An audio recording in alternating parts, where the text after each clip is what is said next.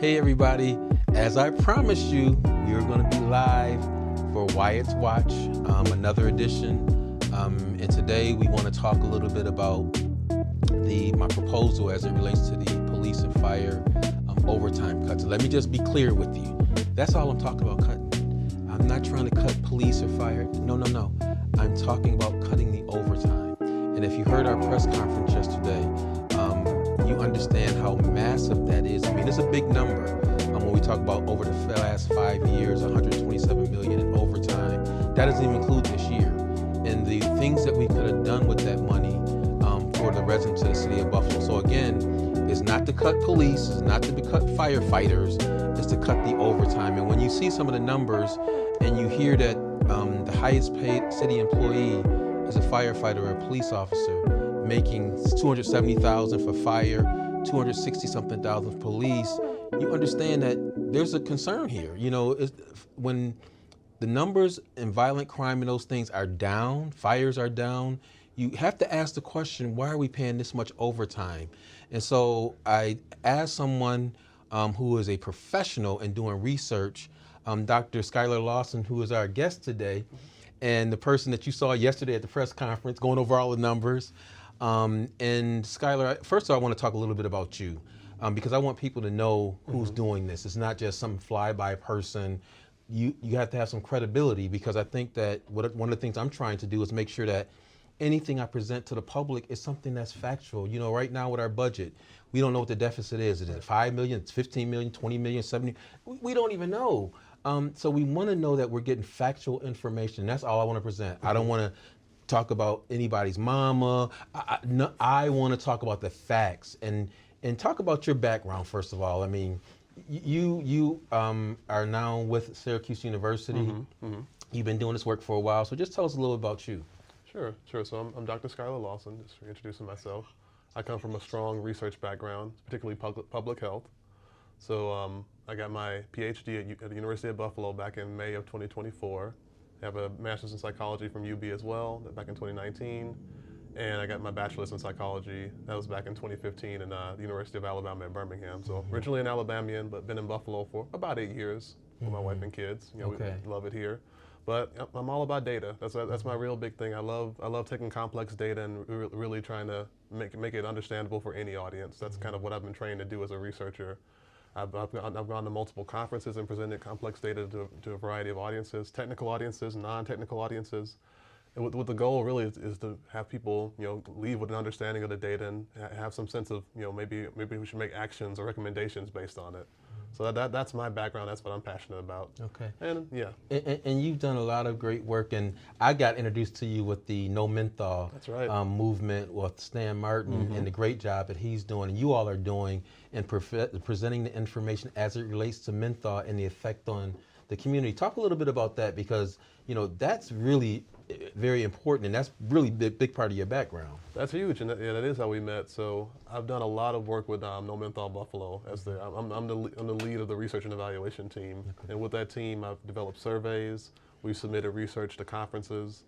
We've also we've done community presentations of data, which is where I get my experience from too. You know, doing PowerPoint presentations for community members regarding the survey we did. We made a survey where we were asking people about their attitudes about if there was a ban on the retail sale of menthol cigarettes in the city of Buffalo, how would they feel about it? And we got their age, race, sex, education, and other demographic information to get a sense of where they came from in the city and just what their attitudes about a ban. Because we were also going to different festivals, community events to educate people and raise awareness about how menthol and other flavored tobacco products are easier to start and harder to quit. Right. And they disproportionately impact communities of color. Right. So and you were talking before we started the show about the impacts of the Trump administration and some of the things that they're doing and how it really correlates to the negative impact it can have on our communities, right? Right. When you talk about the research and all that, talk a little bit about that. Yeah, so when it comes to the field of tobacco control, which is all about coming up with regulations on tobacco, like for example, age limits or how you tax it, where it can be legally sold.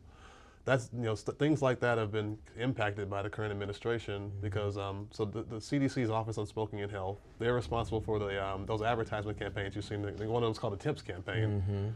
that's going away because that whole office has been wiped out. It's been completely, eliminated. So that's gone. And another very important tobacco regulatory body is the FDA's Center for Tobacco Products. And what they do is when new tobacco products come on the market, they evaluate those products and see if they can stay on the market. And their job is to kind of make sure that they meet regulatory standards. And they've been significantly defunded. And what that's going to mean is that the market's going to be flooded with a lot of tobacco products, particularly electronic tobacco products, that aren't going to get very, very timely market review, and they're going to be sitting on the market for a while. A lot of them are probably going to have flavors too, and that's going to really impact the younger generation. And it really definitely impacts the Black and brown community, especially our children, and they're so vulnerable. So these things are really affecting our communities. And again, I want to just bring up again, folks, it's so important to vote, and I can't say it enough. Some people are disenchanted because they say that politicians just about themselves, they lie, all those things. Some of those things may be true. Not all politicians lie, and I hope that you understand when I come on here, I'm trying to bring truth to the community. But you gotta vote because we have consequences. And now what they're doing at the federal government, as it affects the tobacco, the research and those things that impact us is not off the table. Right. And so we're at our own devices to try to make sense of it. But I want to get to the point because now you see that Dr. Lawson is very competent, has a background in doing this type of work, and he doesn't have an angle in this. Only thing he's done is what I've asked him to do, and that's to present the facts so that you can make a decision. I'm saying once he goes through all this and he gives you this information, if you all said to me, Council Member, we want to still pay the overtime, guess what?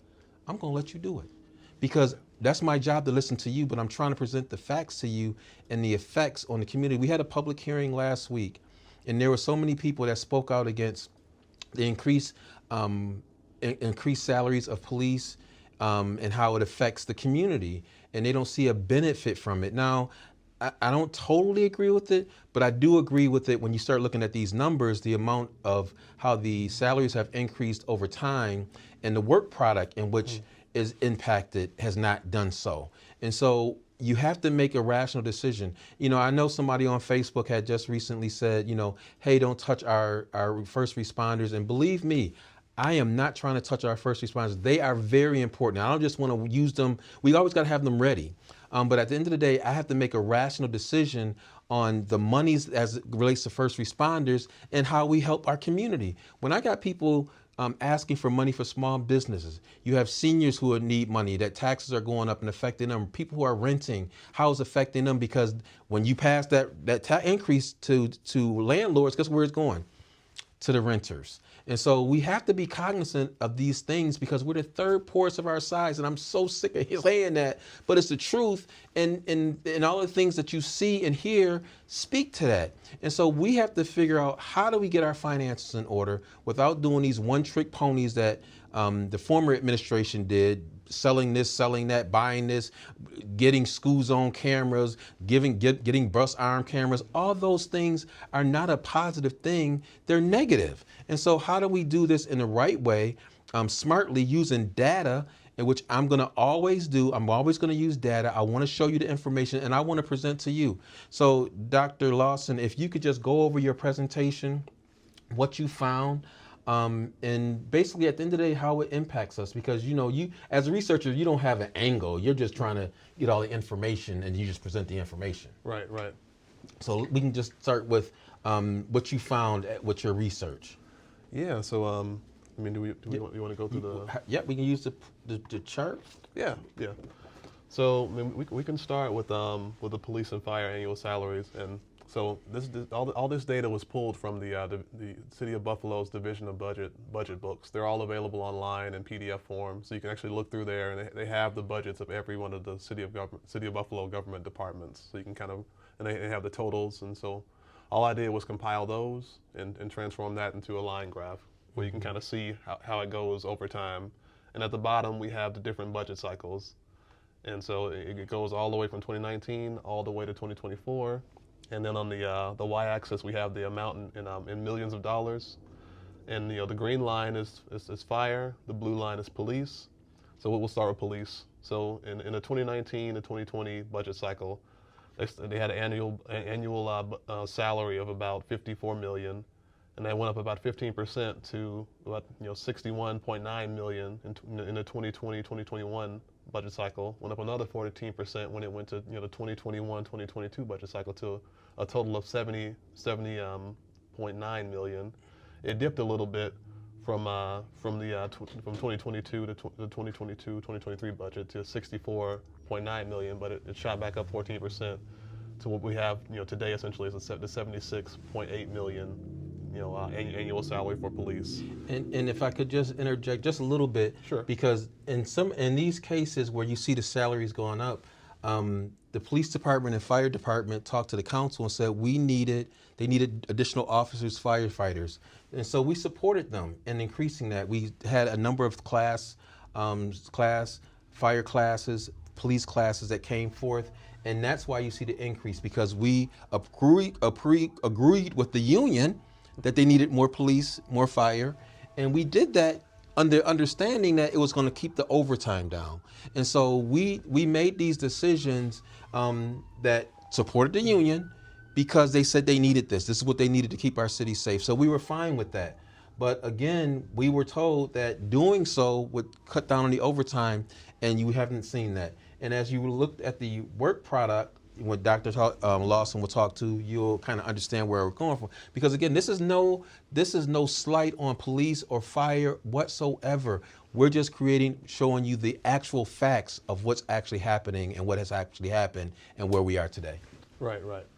Yeah, and with fire is a similar trend, but not as stark as an increase. But over time, you can kind of see how it kind of rises from starting off at 48.9 million and ending up at 55.5 million.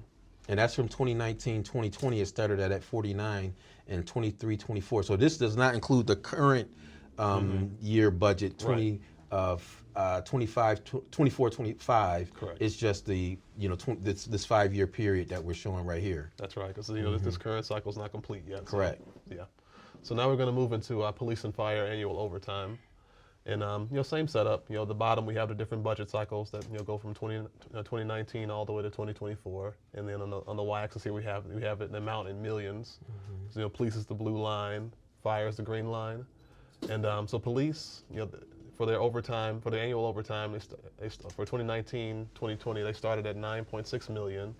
And as you can see, it increased by 31% going into the next budget cycle to 12.6 million. Went up again 39% to a total of 17.6 million. Dipped a little bit going into the 2022-2023 budget cycle, but it ended up going back up all the way to 20.4 million in the 2023-2024 budget cycle. And fire follows a similar pattern. Again, it's not as a steep rise, but again, going from 7.8 million in the 2019-2020 budget cycle, and then climbing all the way to 12.8 million in the 2023-2024 budget cycle. So just those two numbers, when we look at 2020-24, is $32 million in overtime. And as I said, if you look over that entire period, we spent $127 million in overtime. And when you take that number, and I want you to be clear, take that number and now, if you could just refer to the work statistics. Right. So so keep fire in mind. So this is looking at the fire department work program statistics. So so the yellow bar, that's the total number of emergency calls. The green bar is EMS responses, and then the blue bar down here is the response to fire alarms. And just like the other line graphs, we have at the bottom the different budget cycles, so going by the years. And then here we have the number of events happening in like the thousands. So we'll start with response to fire alarms. So that's been pretty steady at like about 11,000. Yeah, 11,000 each budget cycle year. And then we have EMS responses, 28,000 in the 2019-2020 cycle. Went up a little bit here, about 18% to 34,000. And then it's kind of remained steady going all the way into the 2023-2024 budget cycle. For total emergency calls, started off at about 40,000 for that cycle. It went up 14% to about 46,000 that time. Declined slightly, and it's kind of maintained a steady trend going all the way into the 2023-2024 budget cycle. And so again, when you refer to these, see if these lines were going straight up and they were like going, 90%, 90 degrees or whatever, then that would speak to an issue that we need to address. But as you can see that all these numbers, all these different categories are somewhat flat. And so it doesn't speak to that there's a spike that we need to address something like if there was let's say there was 5 or 300 more fires or something like that, they had more responses to alarms, then that number would spike and then it would speak to an issue that we may have to address. But right now, from how everything is, it doesn't speak to why we have overtime in those areas because there's really no spikes in those areas. Those numbers are really flat. And so again, it brings forth the question, why are we paying all this overtime when those things are flat? And then we'll refer to the police cause as well and speak to their work product. Yeah, so this one here is different from the other ones. This is more of a table, and this is the police work program statistics. So to make it a lot easier to read, instead of just it being numbers, I added green bars to all the values so you can kind of see if the bar is longer, that means the value is greater. So I can kind of give you more context. I know reading the table can be kind of visually overwhelming, so that makes it a little bit easier to digest. So and here are the years. This column has different years, and then this header here is for the 911 calls, arrests, parking tags issued, traffic summons, and then at the bottom you have the totals of the columns. So starting with 911 calls for police service, there is a steady increase from 2019 to 2023 in the number of those calls. Whereas we see a reverse trend for these other work program statistics, though. As you can see, arrests are a lot higher in 2019, and then they sort of continue a downward trend going all the way to 2023. The same is true with parking tags issued. Quite a few in 2019, but then you see sort of a steady decline going into 2020. It ticks up a little bit in 2021, and it kind of goes up a bit and remains, pretty modest going into 2023. Then there's a similar pattern with traffic summons issued. Quite a high amount in 2019. Then it dips down. And then there's like a slight uptick in 2021. Then it goes down. There's another slight uptick in 2023. So again, these numbers speak now. We weren't sure about this number as it related to arrests because it was really out of line with the other numbers, but that's what was reported. So that's why we put it there because that's what was reported. So we don't actually know. Even as far as the issued summonses, it was 15,000 2019, and to get a number like that, 15,000, and then you look at the other areas looking at 5,000, 2,000, 1,000. You just kind of question, is that an accurate number? But that's what was reported, so that's what we use. Yeah, we triple check that. That's what's available in the budget book. But again, it does like more of an estimate or maybe even a guess value. Yeah. I don't know. And so when you get things like that where it seems like an anomaly. I mean, how do you still just use it, right? I mean, you just footnote it and say, hey, that's the number, but we don't know if it doesn't seem to be in line with the others. Usually, yeah, and it would have been nice if that was in the book, but it wasn't. But yeah, usually in that case, if it was an estimate, there'd be some kind of footnote or some kind of asterisk next to it saying, we don't have the precise amounts, but here's sort of an estimate of what we think it was based on previous trends. Right. And so again, when you look at this, it just causes question. And again, our goal is not to say let's eliminate fire, let's cut bodies. No, but we are saying that the overtime is part of the problem where we can't provide services to other residents of the city of Buffalo.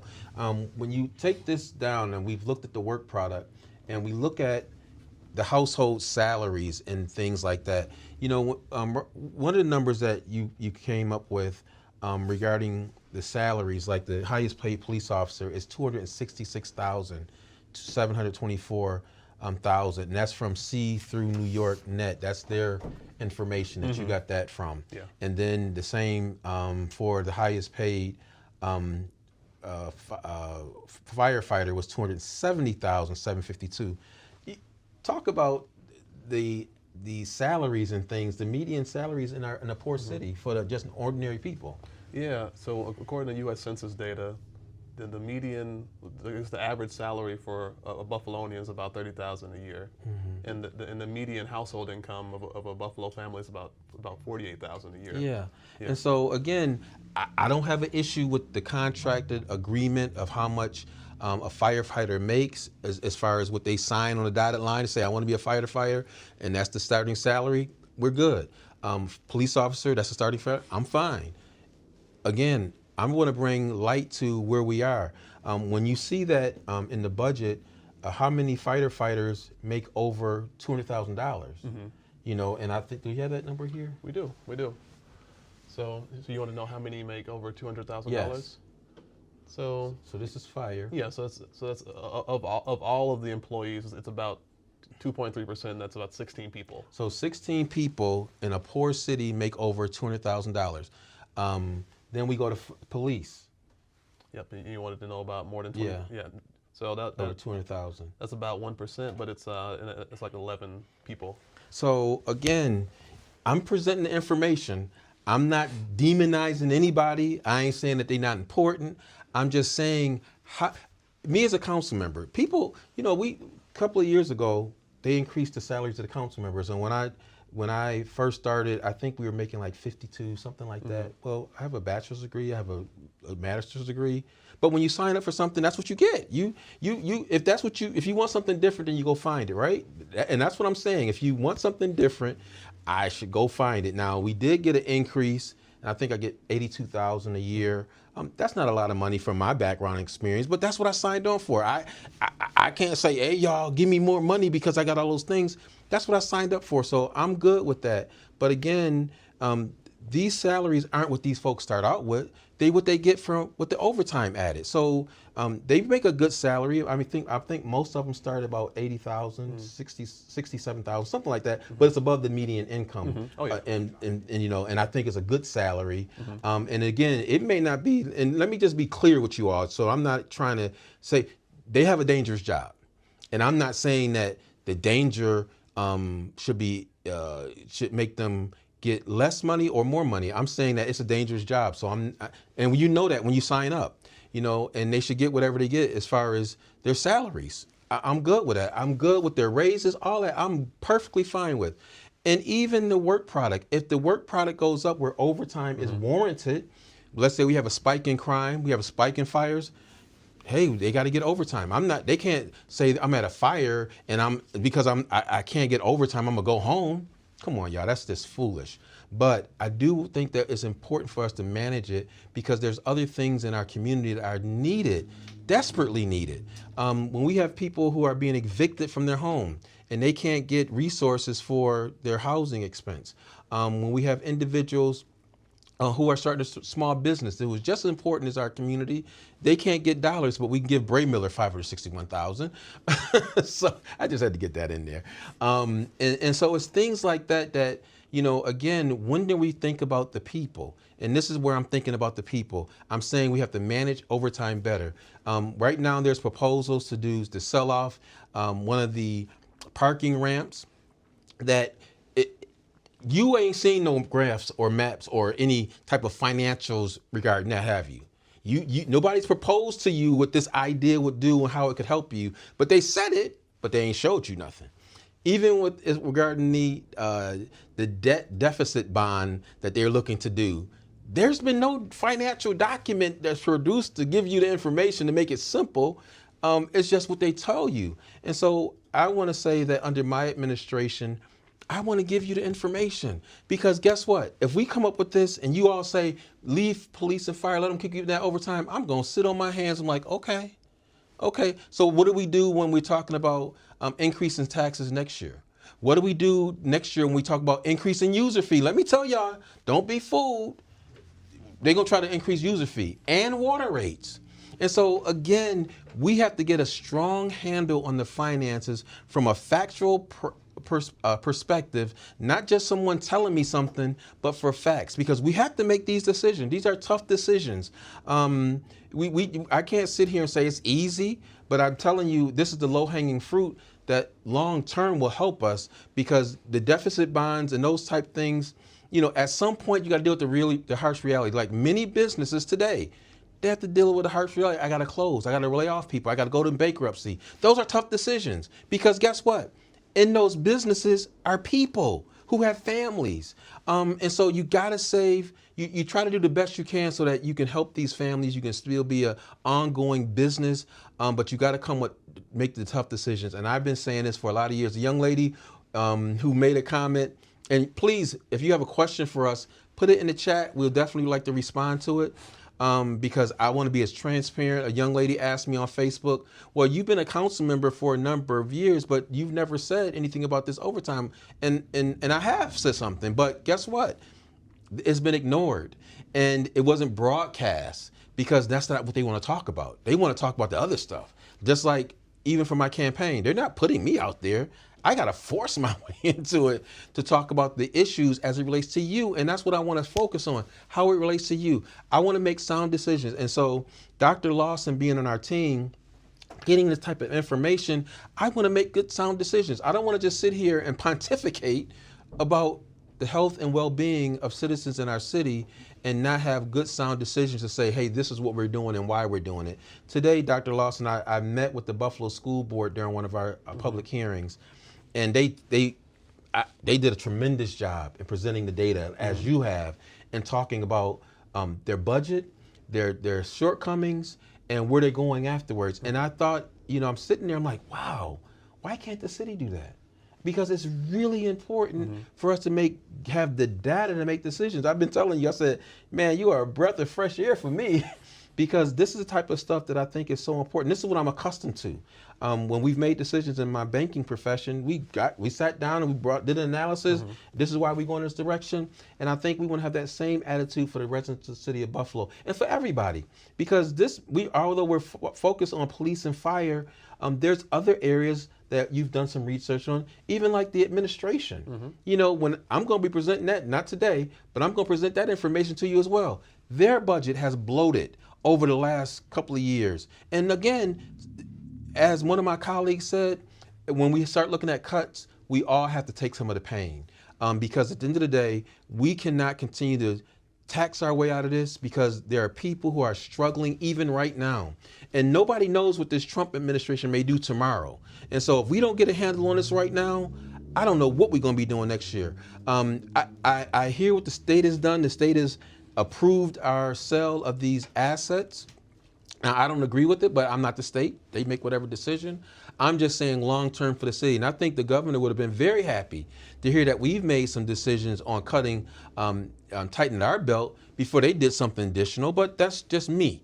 I think as a finance professional and as a business, if you come to me and say, hey, I want to take out another loan, but you ain't paid the first one, and I see that you're underwater and your numbers are going the wrong way, I'm not giving you additional money. I'm gonna look at you like, hey, you need to get it together before you get some more money from me. And that's just right? Yeah. The taxpayers should be able to say the same thing. We're talking about, we increased taxes last year. Our assessments went up last year. Our user fee was increased last year. Our water rates went up last year. Okay, when is it gonna end? Yes, we have a question. Yeah, we have a community question from Muriel Adams, Yeah. Councilman. If you are successful in getting the overtime significantly reduced, where would you use those resources first? Thank you for that question, Ms. Adams. Again, one of the things I'm doing is listening to the public. And I think what we heard in the public hearing, there's so many needs for our youth, for our seniors. I want to have that conversation with them. I think that, again, I don't want to just make an arbitrary decision. I want to hear from the people.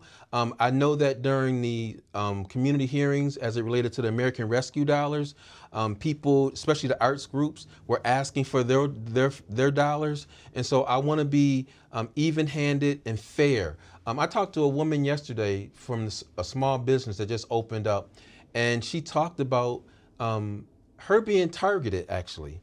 She had applied for these funds, and they told her because she was critical of the administration that she wasn't going to get any money.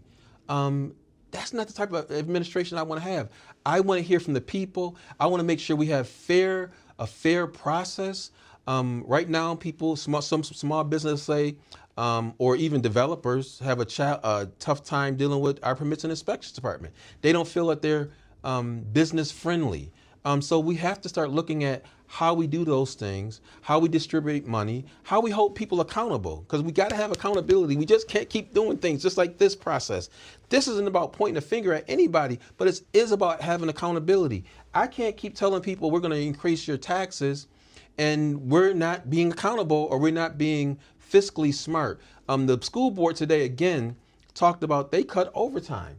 And they said they had to look at things and make sure that it made sense, because they told me overtime is essential in learning for teachers and instructors, administration. And so they know they have to have some overtime. I know we have to have some overtime. I can't sit here and say the police and fire are gonna have zero overtime. I'm losing my head.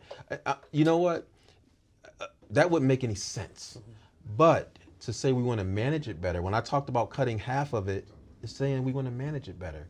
We can't keep going at this rate and saying to people, we're going to keep increasing your taxes. So I want to get to a solid footing where we can increase as we need to, but certainly not to the extent that it's going to be detrimental to people who are already struggling. And so your research has shown a lot of this stuff. You know, when we look at the work product, that right now it may not seem essential that this overtime is being put out for police and fire. Right.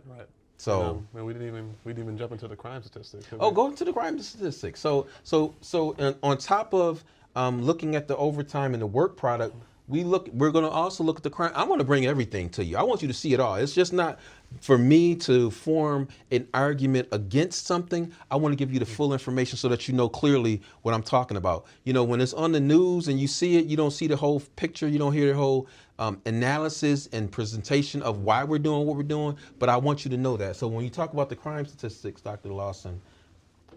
Sure. Yeah. So these are the crime statistics for the city of Buffalo. And this is all available on the website. I think it's called opendata.gov. It's a website where the City of Buffalo provides all these different government statistics that people can access. And I decided to just take that and compile it and turn it into a table similar to the one I showed you before. The green bars sort of show where there's actually more of a value. So right here we have the year. It's going from 2019 to 2025, and then at the top of the columns you have the different categories of crime, like aggravated assault, burglary, theft and manslaughter, etc. And at the bottom you have the totals. So we can, for example, we can look at like different violent crimes. For example, murder. Mm-hmm. See, it's you don't see any trends of it increasing, because otherwise you would see the bars coming out. It's been kind of just pretty steady or declining. Mm-hmm. The same is true of let's say assault. You can just look at this clearly. It was a bit higher in 2019, but it's been trending downward, all the way into 2024. Because 2025 is still ongoing, so they're gonna add more data to that as it goes on. Right. But you can kind of just look across it and see that the only thing that's really more concerning is theft. Theft and larceny. Those numbers have gone up for 2024, but violent crime is overall down. Right. And I think we've been saying that, and even the commissioner and the previous commissioner and the current commissioner have said violent crime is down. I guess throughout the country, violent crime is down. And so again, when we look at this information, I want to give you the full information. I don't want to just cherry pick. We gave you everything as best we could get it, as the data that you got from these different groups. Just to mention the different groups that you got the information from. Sure. Can you just mention that again? Sure.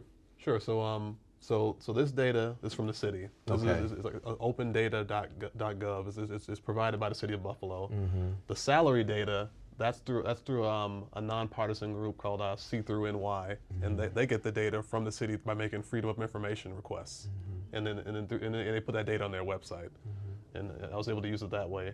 The data from the chart here. This is also from the city of Buffalo. It's from their budget books, and every one of these budget cycles comes from a different budget book, and that's all online on their Division of Budget website. Okay. Yeah. So thank you again, Dr. Lawson, for this incredible work that you did.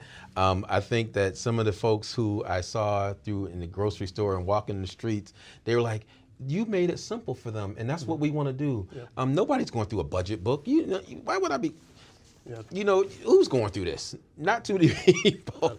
This is what I've done, and actually I get excited when we get the budget book. Yeah, it's fun. It's just that I wish we were going in the right direction, because these numbers equal people and what things that we need to be providing for them. And as a lady said to me the other day, I don't see how you guys can continue to increase our taxes because we're not getting anything for it. They keep complaining about the potholes.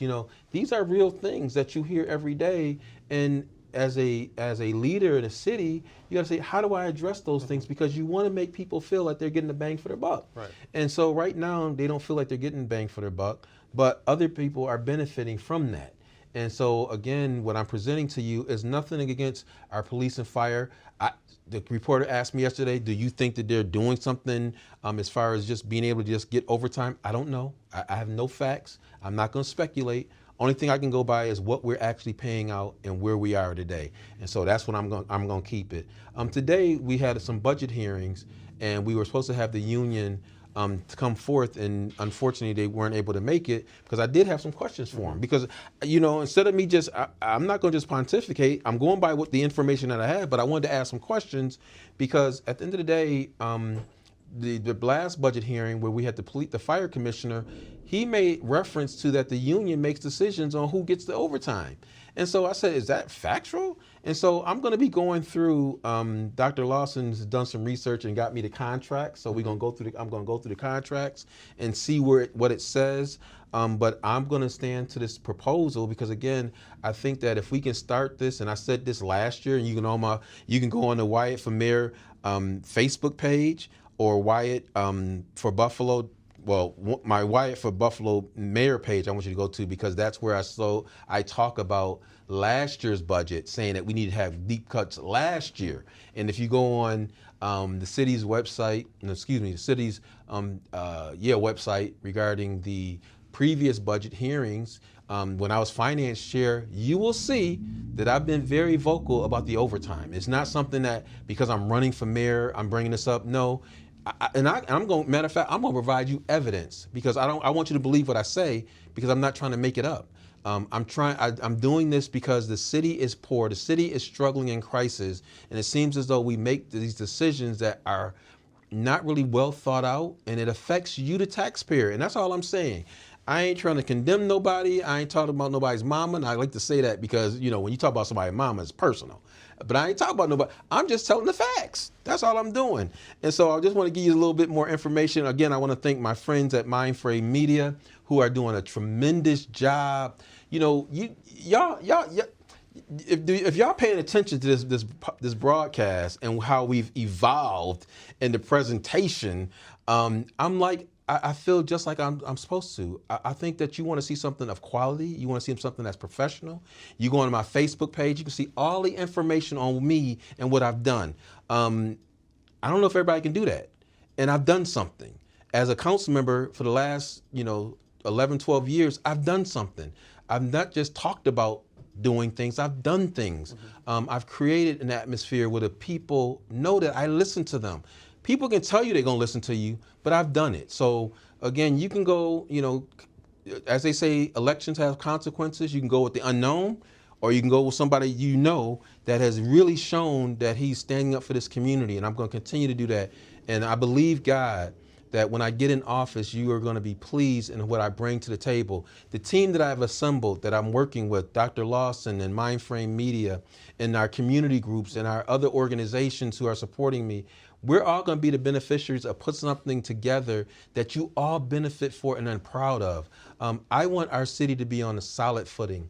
I want us to be able to deliver services to our residents. I want the city employees to be well trained to deliver services and to communicate good customer service. So my thing is not to go against anybody. I'm not trying to just have people laid off, but I do want quality. I want accountability, because when I go into the community and people ask me questions, I want to be able to answer them honestly. I'm not going to lie to them. I'm not going to say to them, oh, we're going to get to it. No, we're going to get to it because that's what we're standing on. We're standing on business. And when we stand on business, our community wins. And when we don't, we lose. And we keep talking about 8%, increases. So again, I'm going to keep bringing this information. Do we have any more questions? If you have a question, please answer. We have a few more minutes, and so we can do that. I want to ask you to join me. We had our fish fry a couple of weeks ago, and it was a huge. Thank y'all. It was a huge success. I didn't think it was gonna be that good, but people are still talking about how good the fish was. I cooked that fish. I'm letting y'all know.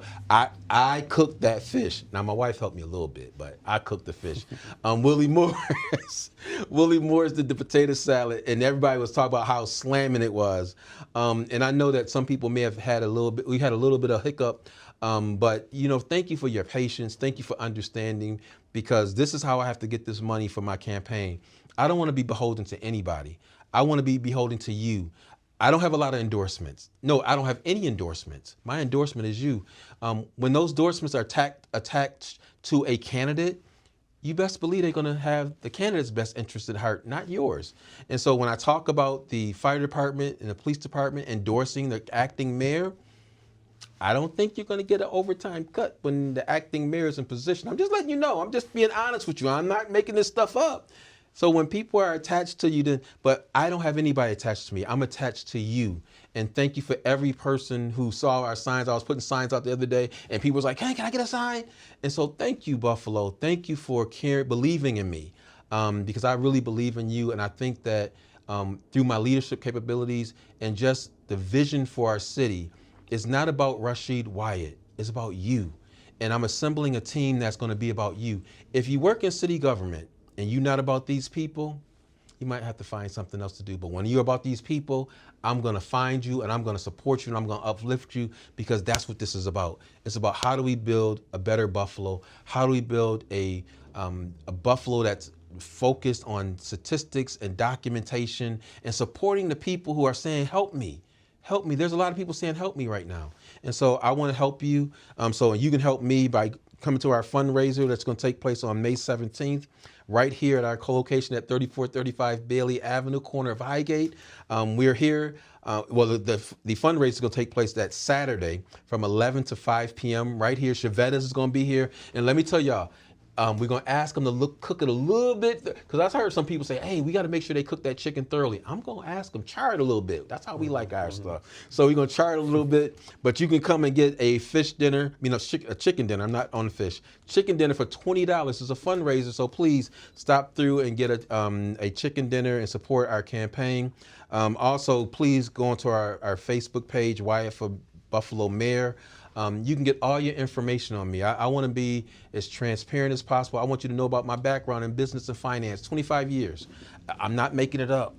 This is what I've done. Dr. Lawson, you know about this. You talked about your background. Yeah. You've been in research for 10 years. So when you do this stuff for that length of time, you know it like the back of your hand. Like when we were talking about some of these numbers, you said that doesn't look right. So we were on the same page. It's just an instinct, right.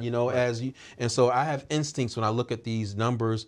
And again, people, listen, I'm the only financial person in this race. People will tell you they got some financial background. I have financial background. I worked at a bank for 15 years. I was a chief financial officer for a couple of organizations. I was president of a credit union. You can't have that type of experience and not know how to do and handle some of these things. And I know how to handle them. So got some comments. Okay. Eyes Brown said the fish was awesome. Thank you. Doris Corley said, speaking the truth, our people's leader. Yes. Muriel Thank you, Adams Doris. said, thank you for not running a smear campaign. You have simply assembled the information and the facts. Thank you for educating us and including us in the conversation. Yeah. Muriel Adams. Okay. And then Janice said, you are the best qualified person for the position. Wyatt for mayor. Wow. Thank you all so much for your kind comments. And I appreciate the one where we talked about smearing. I don't want to bring that to the table, even though people will probably try to smear me. When you're going after things and you're trying to do the right thing, it's not always easy, but I'm going to stay on that same vein, because I think that people don't want smears, they don't want attacks, they want facts and they want action. And so I want to work and focus on that. If you want to volunteer, you can come here to our 3435 Bailey Avenue, corner of Highgate campaign office. We are here from 1 to 7. Our fearless leader will be here tomorrow, and we're looking forward to him being back. He has been a huge part of our team. And again, folks, I'm telling you, right now, with what we're doing, we're assembling a team of people who are really passionate about you. And that's what I want to see. We got to be passionate about the folks that we serve. I get a check from the people who have elected me, and I work for you, and I mean that. And many of you have come to my community meetings, my block club meetings. You know I say that over and over again, and I mean it, and I mean it very sincerely. I work for you. And so I want to continue to do that work. I want to bring you good information, solid information. Right now on the council, we're going through the budget, and we'll be probably making a determination very soon. So this information is very, very important to us making that decision. And I hope that we can have this amendment to cut that overtime in half. I think that's so important, that overtime to be cut in half so that we can look at how do we redistribute some of these dollars. And we may not be able to do it right off the bat because, again, we have so many needs. Right now, we're dealing with the enterprise fund. And let me just tell you about that. The enterprise fund is the user fee. And the user fee, as you pay it, is supposed to cover itself. It's not supposed to be at a deficit. Well, we've been at a deficit with our user fee for the last couple of years. Even though we raised it, we're at a deficit. And we owe the user fee because we've taken from our general fund to fund the user fee almost $24 million. And that's not even including this year. And so, again, when we talk about the $127 million that is paying overtime, guess what? If we had had half of that, we could have paid the user fee and reimbursed ourselves. The other thing is we were able to get a fund balance of $14 million a couple of years ago, which the previous administration didn't want us to do. Well, let me just give you some context. Erie County has a reserve or fund balance reserve of about $200 million. The school board has one about $300 million. The city of Buffalo has zero.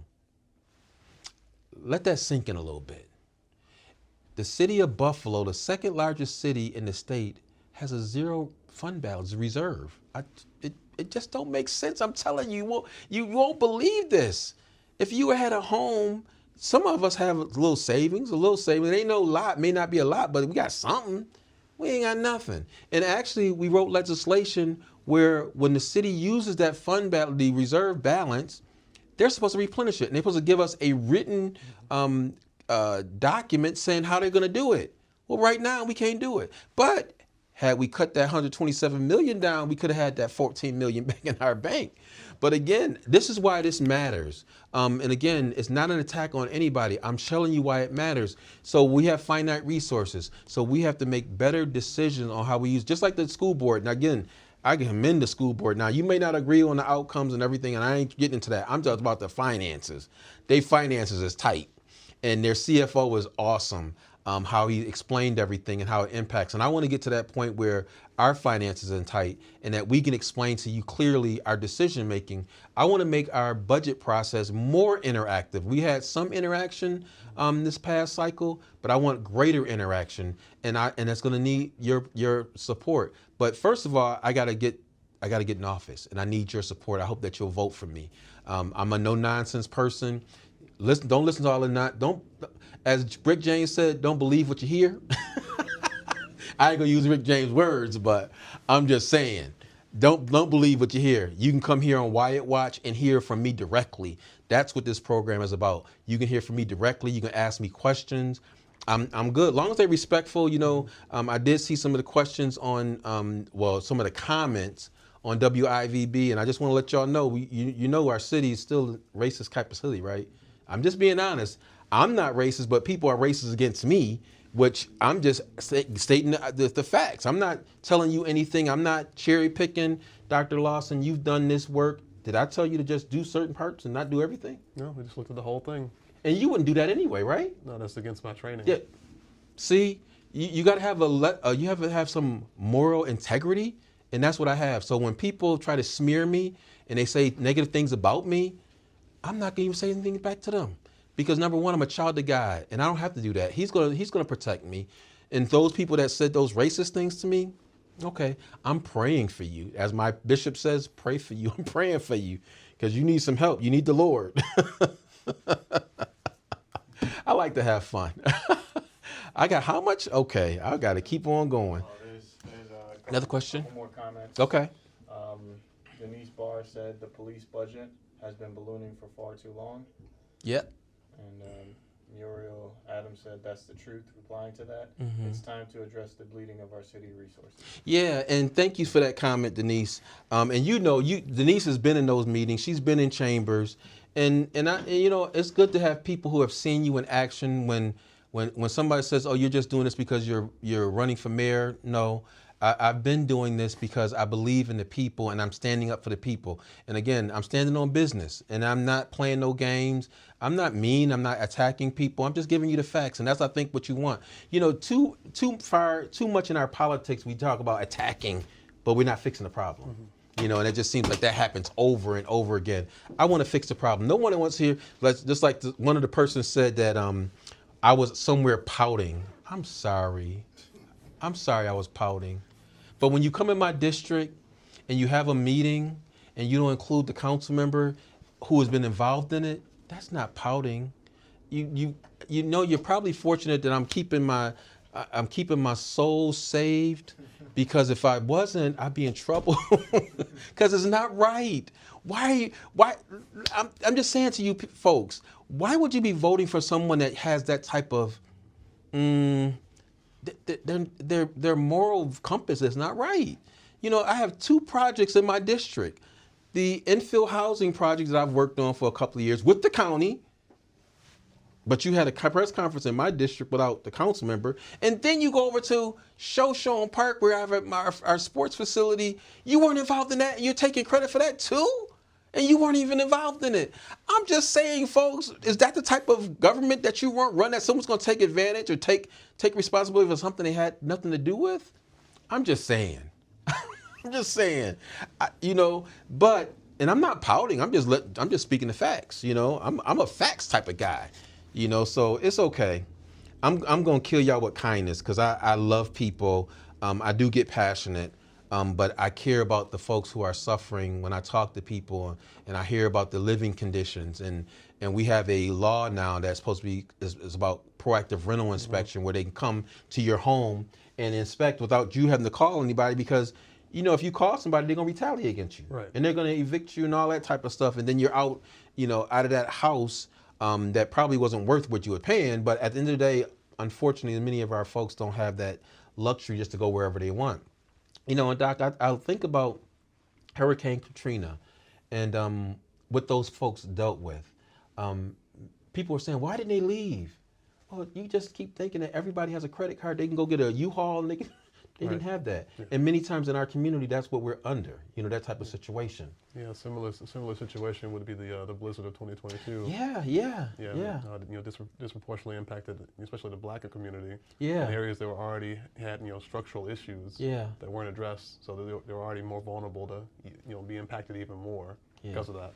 And I mean, when you talk about the research you've done, and really a lot of it is economics, how it impacts us. When you look at the East Side, and again, we're not drawing any negative things on somebody, but you got to think that when you've been in the office that long, and it seems as though that certain community has not been treated fairly, equitably, right? You got to draw some type of conclusion, right, or some type of thought that. Yeah. I mean, you ask a lot of East Side residents, it's been in steady decline, throughout the Brown administration. And I mean, when you look at some of these numbers, when you start doing that, you draw conclusions based on that. It's not anything personal. It's really saying, I'm taking the facts and I'm saying from those facts, this is what it seems like. Yeah, even related to my work I do in tobacco control. Like, for example, on the East Side, there's a high number of tobacco retailers compared to other parts of the city. Like, for example, compared to North Buffalo or Elmwood, there's just a high concentration of tobacco retailers and alcohol retailers. Yeah. And that's a big thing. And I know some of my friends who are, liquor stores. I'm not knocking y'all. Yeah. I'm just saying, there's something that we have to be conscious about. I know the city has done a good job in addressing the issues as it related to tobacco being advertised. Right. You know, that was a city ordinance that you could not advertise tobacco and things like that, which is a positive thing because that's, again, in front of our children. We have another question. Yep. One comment, Michael Roberts said he's speaking straight facts. And Denise Barr asked, is there room to appeal the tax abatements for wealthy developers to add money to other budget lines? Denise, that's a good question. And thank you for your comment, Michael. I'm not totally sure because actually what it seems like, and I don't know for a fact, I got to do the research that if that's something that's possible, those dollars have been gone out to these developers already, or the tax abatements, but it's something that we can look at because I guess what we're at right now is that we have to start looking at how can we generate additional revenues or how can we cut expenses to the extent that these dollars can go back in serving our community and the constituents that we serve. And that's what I'm looking at. You know, last year during the budget cycle, I said we need to have deep cuts because I'm looking at how do we deliver to the residents. When we had the public hearing, there were many that talked about different things that could be done.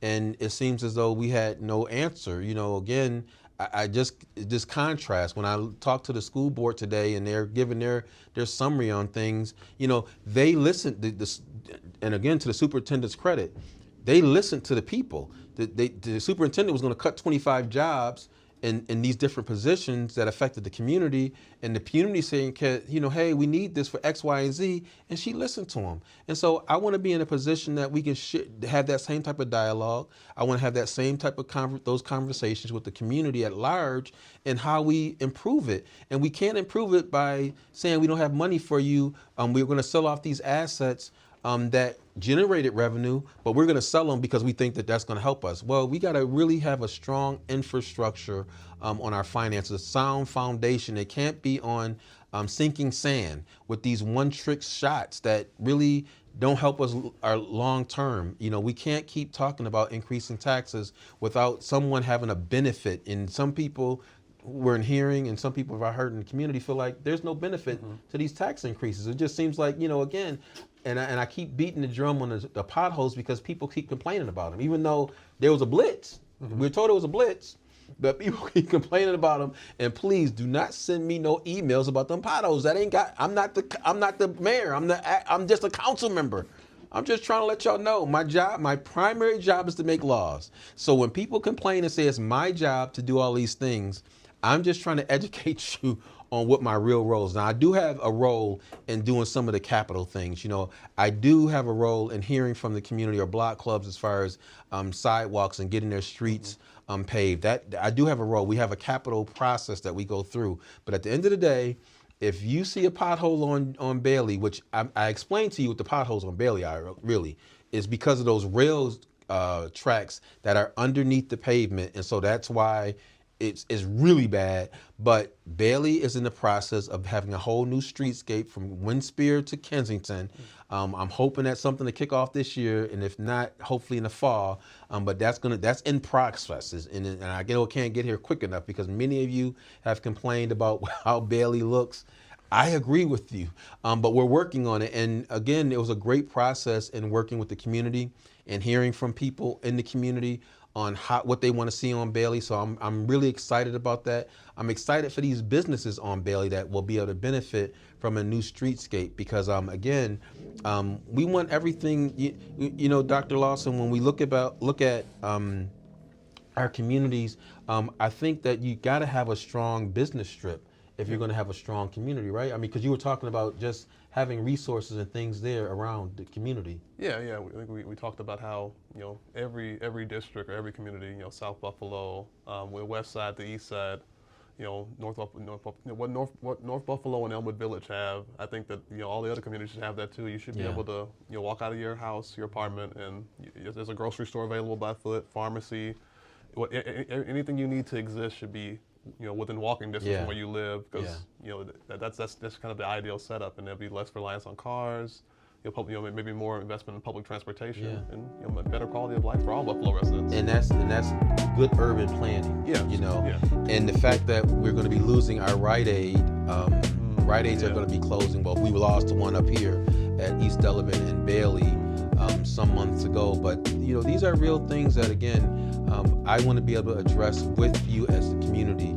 I won't be operating in a silo. I'm going to have quarterly meetings where we talk about these issues. You're going to be able to talk to me directly, not just my team, so that you know exactly where we're going. But again, I want to thank everybody for tuning in. I hope now that you have a good understanding of what I was talking about. It wasn't just let me cut police, let me cut fire. It's about cutting the overtime budget to bring our budget in line in hopes that we can start being able to do more positive things with this community and giving resources to our youth, our seniors. That's all important. The police and fire are one component, but we have many. And so again, thank you for tuning in. Look out for us for next year. Thank you, Dr. Lawson, for being with us. Thank you for the research that you've done. No problem. This has been a huge help to the community. And again, thank you to my friends at Mindframe Media for your exceptional work in delivering our social media and getting the word out to the public. We'll see you next time.